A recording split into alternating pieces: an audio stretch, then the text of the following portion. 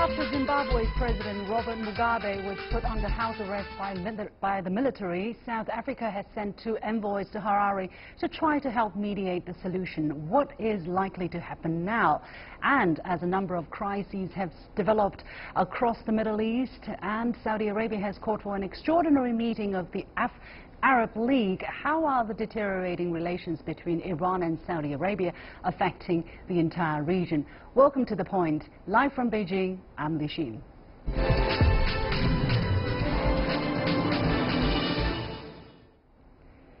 Following a night of unrest, Zimbabwean President Robert Mugabe, who has been in power for 37 years, was put in custody with his family after the military took over the state broadcaster and seized control of the country.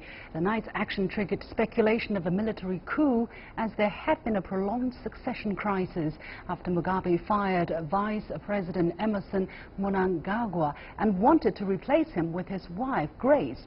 The military claimed it was simply removing criminals around Mugabe, but the former VP has fled and is yet to be found. Now, South Africa has got involved and has sent 2 senior officials as envoys to Zimbabwe to help negotiate with the country's generals, but the situation is still unclear. China has said the friendship between the 2 countries, between China and Zimbabwe, will not be affected. Let's listen to this first. China has been paying close attention to the situation in Zimbabwe. We sincerely hope that peace and stability can be maintained there.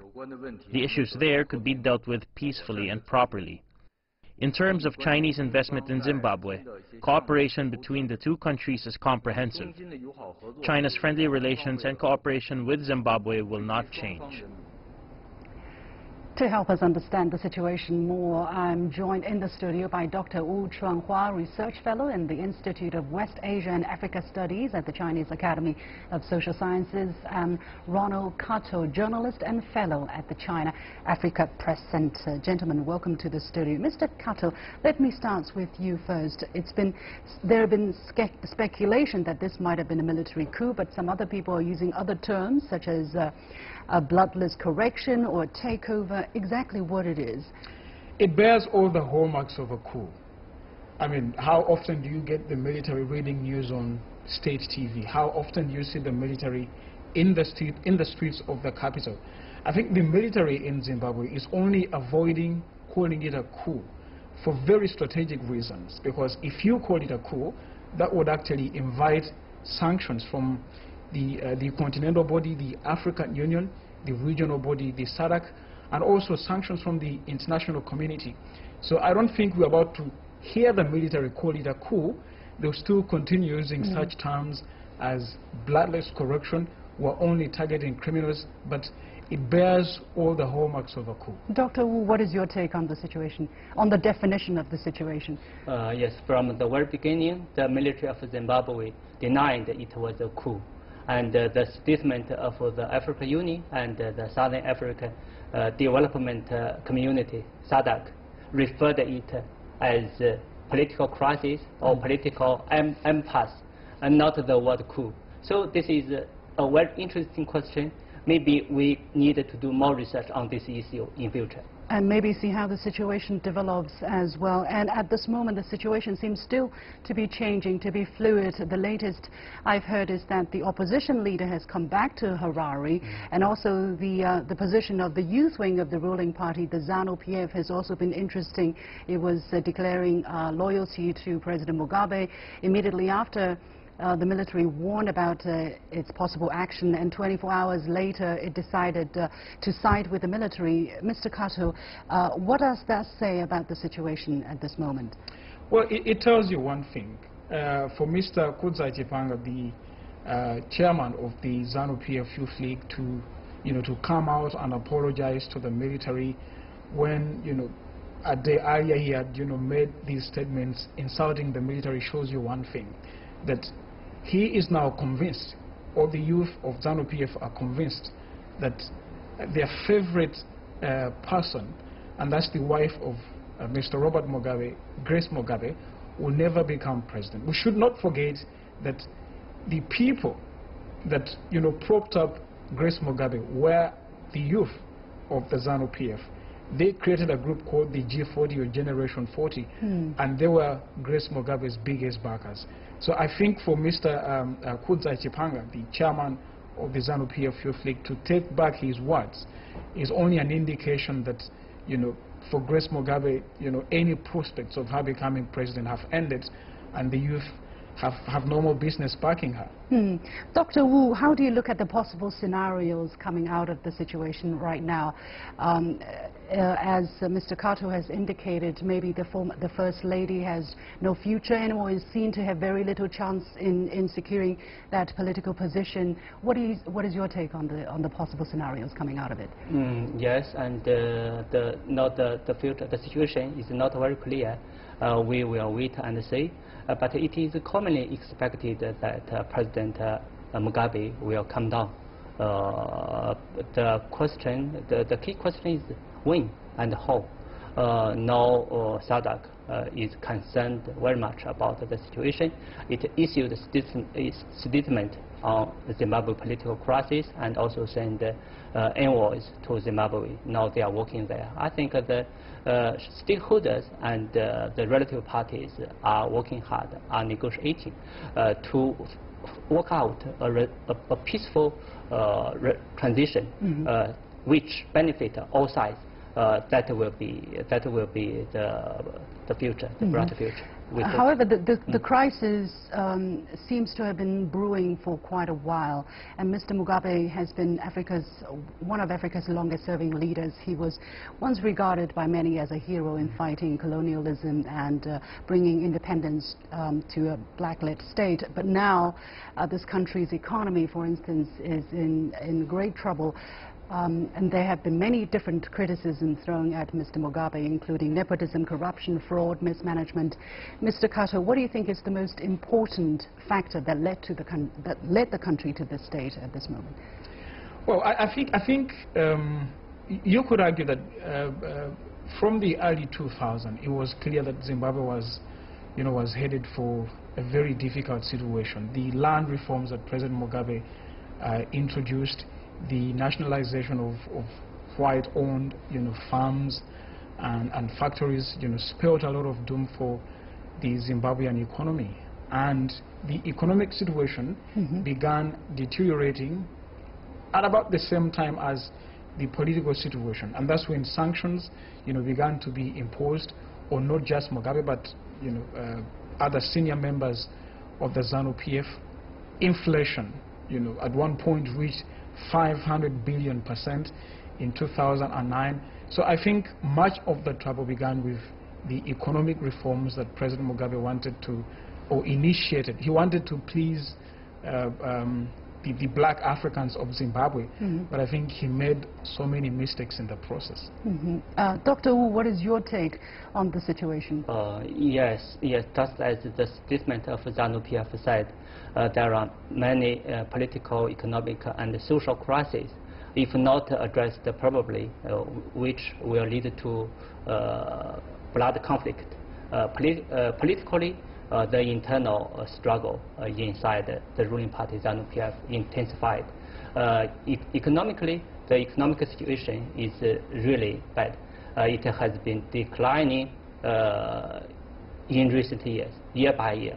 We have the GDP growth from the year 2013 to 2016, respectively 4.5%, 3.2%, 1.1%, and 0.6%. So you see the economic situation is very bad. And socially, the people suffer from this political and economic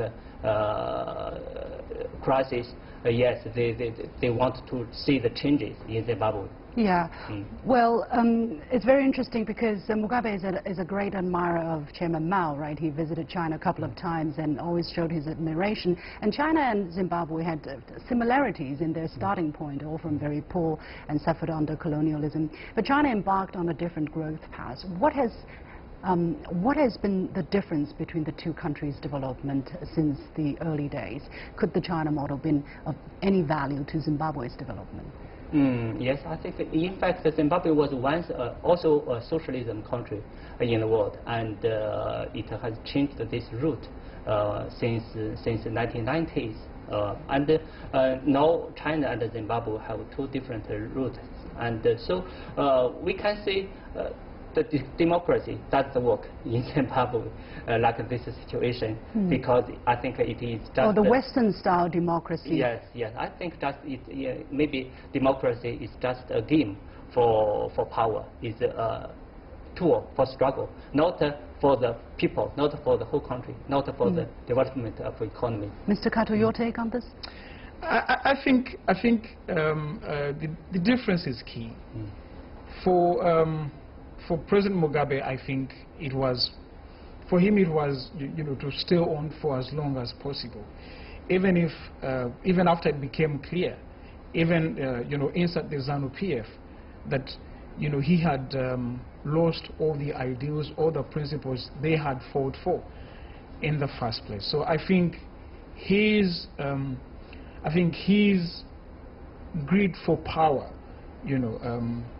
overweighed everything else. I think if he had allowed a transition to take place, a term, exactly. If this happened in 2008 or 2007, when they had that very contentious election, things would probably be different today. Because when they had a unity government in 2009, there wasn't a window of opportunity. There was a bit of an improvement. That led to my last question. Dr. Wu, I want to ask you this one. Mugabe is regarded by many in the West as a dictator. How is he seen in his own country?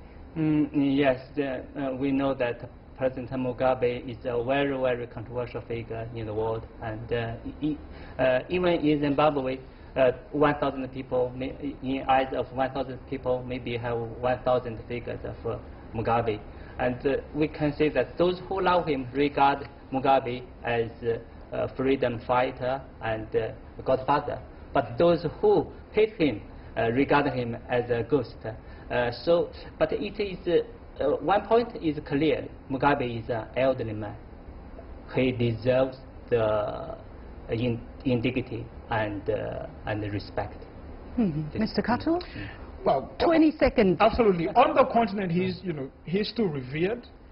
But I think in Zimbabwe, many will choose to look at him as a liberator, and many will choose to look at him as an oppressor, someone who lost it all.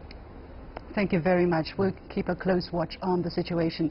So, Mr. Ronald Kato, journalist and fellow at the China-Africa Press Center, and Dr. Wu Chuanhua, research fellow in the Institute of West Asia and Africa Studies at the Chinese Academy of Social Sciences. You have been watching The Point with me, Liu Xin. I'll be back right after this. Stay with us.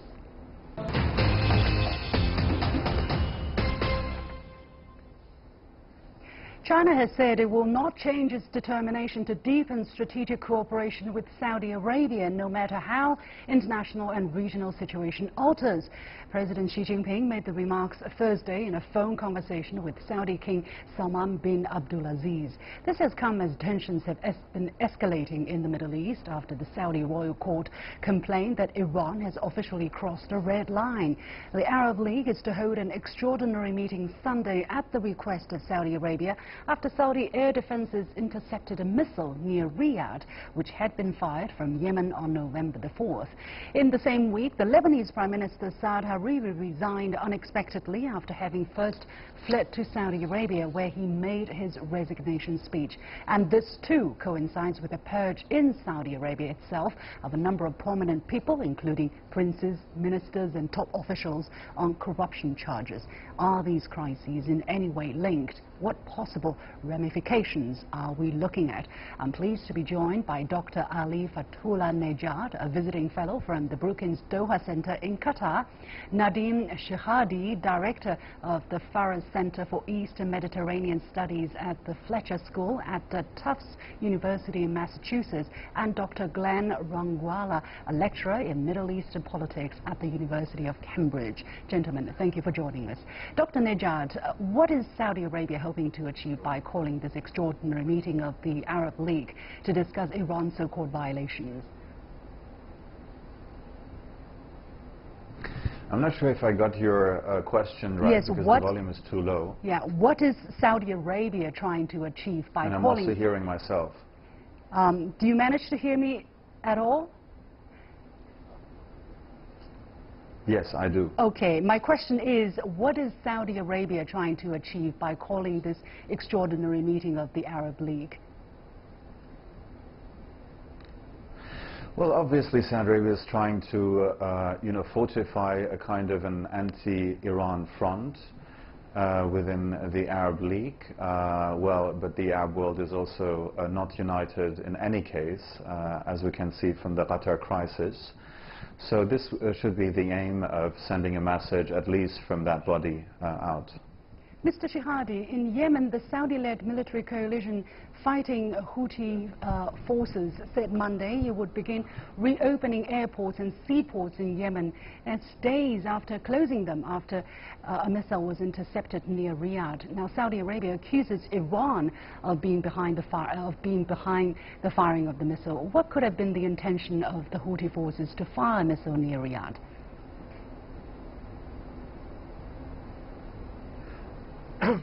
Thank you.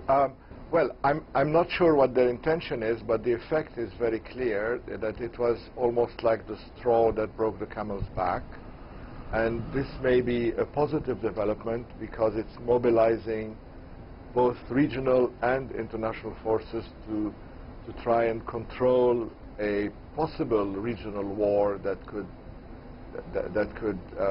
erupt in the whole region. I mean, there is a serious build-up of tension between not just Iran and Saudi Arabia, but in the whole region, and there is a need now with President Trump in China, with meetings with the Russians, to try and control the situation.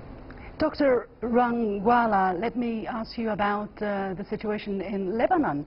Harari's abrupt resignation has prompted a lot of discussion and a crisis actually in that country. How does the Lebanese crisis fit into the larger picture here? Well, Saudi Arabia is enmeshed in three crises simultaneously. There is the diplomatic crisis with Qatar, there is the military and humanitarian crisis, which is severe in Yemen, and there is the political crisis in Lebanon. All come, in my understanding, from a newly assertive Saudi foreign policy. Saudi Arabia has been trying to take on a much more prominent and public role in foreign affairs. Historically, it has been part of a coalition. Now it is trying to lead that coalition, and that's the context within which the calling of the meeting today, I think, should be understood.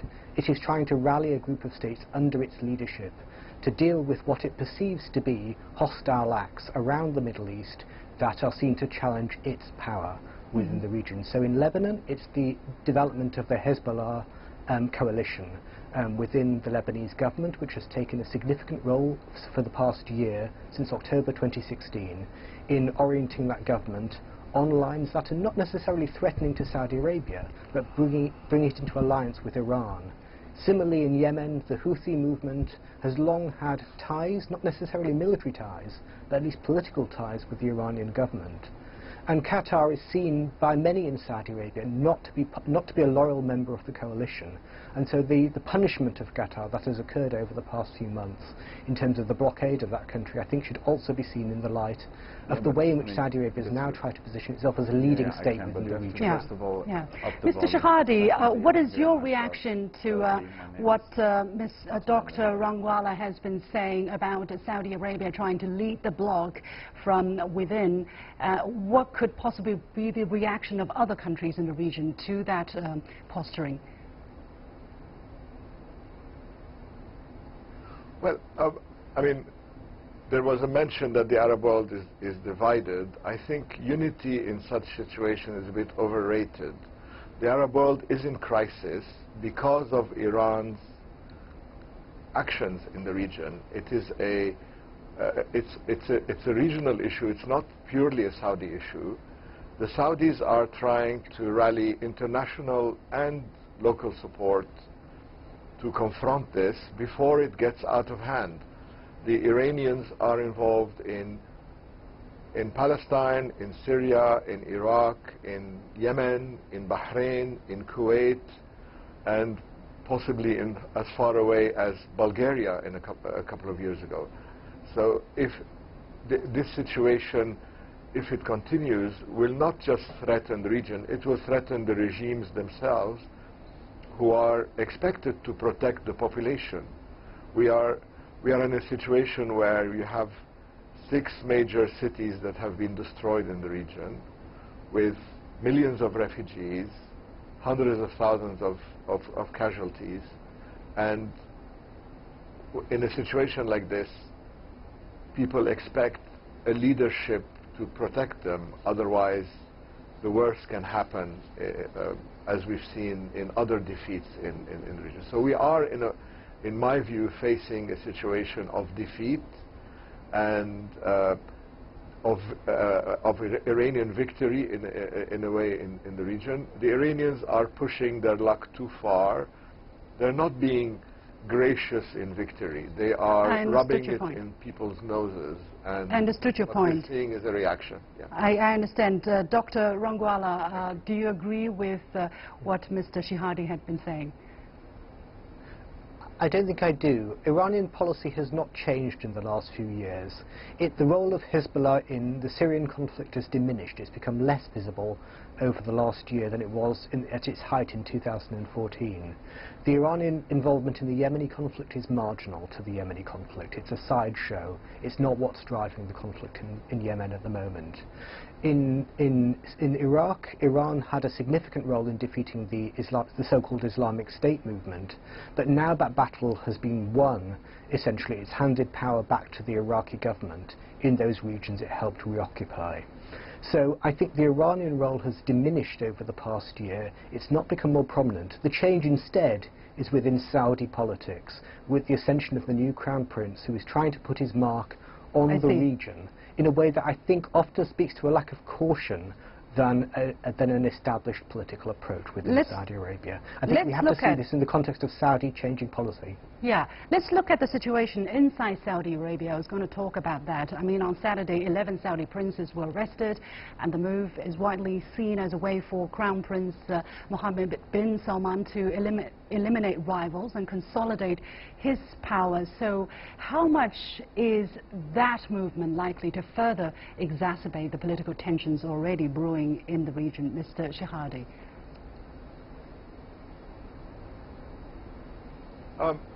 I think we may be seeing 2 different processes which are not in a way related. There is a crackdown in the kingdom on corruption, which started 2 years ago with investigations, and at the same time there is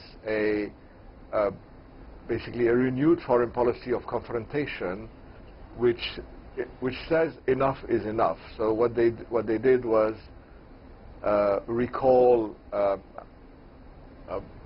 Prime Minister Hariri and in a way convince him to resign because Prime Minister Hariri had been seen to be too compromising in Lebanon, and Hezbollah has been overstepping its power in Lebanon and renewing relations with the regime in Damascus on an official level on behalf of a government that he himself is heading. So in a way, if he had stayed in government, he would have been lending legitimacy to Hezbollah actions. And I don't believe that Hezbollah's actions or Iran's actions have diminished. What's happened is that they've destroyed the region, they've taken over, and something has, the Saudis feel that something has to be done about it. I understood your point. Otherwise, Dr. Rangwala, I got your point, Mr. Shihadi. Yeah. Dr. Rangwala, what is your position on the question I mentioned about is there any connection between the mass arrests in Saudi Arabia with the tension we're seeing in the region? I think there is. In Saudi Arabia, policy has always been made since the 1950s by a coalition of princes, a fairly loosely organized coalition, which has acted usually in concert with each other, but not in an especially unified way. What we're seeing over the last 2 years in Saudi Arabia is the consolidation of the government around one group, very tightly woven group of individuals, headed by the Crown Prince Mohammed bin Salman. And in that respect, it unites foreign policy, defence policy. He's also Minister of Defence, the anti-corruption drive within the country, which he again heads, and international economic policy. He's the chair of the Economic Council as well. So through that new constellation of power within Saudi Arabia, we see the uniting of defence, economic and military power within the same hands. And that to me speaks to a situation where we can't but see these things as connected in watching the evolving Middle East. I see. Very briefly to both of you, basically 10 seconds each, what has been the possible impact of President Trump's position on both Saudi Arabia and Iran on the situation? Mr. Shehadi, you first. Sorry, what is the possibility of what? The possible impact of President Trump's position Can you repeat the question? On both Saudi Arabia and Iran. Well, I mean, President Trump has been, in a way, also leading a confrontation with Iran, and this is a radical change from the policy of the Obama administration, and I think it's a good thing for, with respect to the U.S.'s allies in the region, which include the GCC countries, including Qatar, by the way, and Israel, of course. So I think it is reassuring after we've seen what the allies of the United States see as a disastrous policy from the Obama administration vis-à-vis Iran. Dr. Rangwala, your take? My sense is it's one of the most enduring crises in world politics, with the potential for very drastic consequences for the region. The decertification of the Iran nuclear deal, the confrontation with Iran over Iraq and over Yemen and over Lebanon, all speaks to the way in which the United States is being drawn in unintentionally into a potential conflict with Iran that will have very grave consequences for the region as a whole. Thank you very much to both gentlemen, Dr. Glenn Rangwala at the University of Cambridge and Mr. Nadim Shehadi from Tufts University in Massachusetts. It's been a very interesting situation, and we'll keep a close watch at the developments. And that is it for this edition of The Point with me, Liu Xin. Download the application called CGTN Live to watch our show on your mobile devices, or go to YouTube and look for CGTN The Point. Follow me with the handle The Point with Alex. Thanks for watching. We've got The Point.